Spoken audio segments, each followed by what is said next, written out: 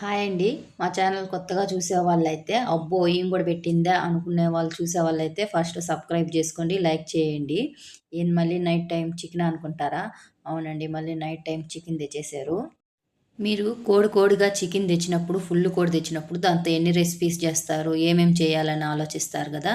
నేనైతే అలా ఆలోచించను. నాకంత కూర చూస్తే భయమేస్తుంది. ఇది ఎట్లా అయిపోతుందా అనని భయమేస్తుంది. ఎవరైనా గెస్ట్ వస్తే బాగుండని అనిపిస్తుంది. నాకైతే అలా అనిపిస్తుంది. మీకు గూడా అలా అనిపిస్తుందా?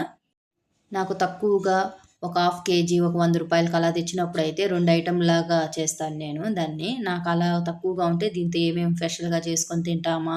ఏం చేసుకొని తింటే బావుంటుందా? అనయితే అనిపిస్తుంది. ఈరోజైతే ఒక హాఫ్ కేజీ అయితే తెచ్చాడు. హాఫ్ కేజీ కూడా ఉండదేమో ఒక రూ. 100 అన్నట్టుగా తెచ్చాడు. నేనైతే కొంచెం కూర, కబాబ్ అయితే ఏసేసాను మా పిల్లలకి. ఎముకలే కూర కండలే కబాబ్‌లాగా ఏసేసాను. ఈ కబాబ్‌లో కొంచెం పెరుగు, నిమ్మరసము, అల్లం పేస్ట్ వేసాను. చానా బావుంది. నేను కూరలో అయితే చికెన్ కూరలో ఎప్పుడు ధనియాలు, మిరియాలు, జీలకర్ర ఏయించిన పౌడర్ అయితే ఏస్తాను. అదేస్తే చానా బావుంటది. మా ఊర్లో అక్కా హోటల్ ఉంది. ఆ హోటల్‌లో తిన్న ఫీలింగ్ లాగే అనిపిస్తుంది. నేను అందుకైతే ఈ పొడైతే ఏస్తాను. ఈరోజైతే రసము, కబాబు అదైతే ఏసేసాను.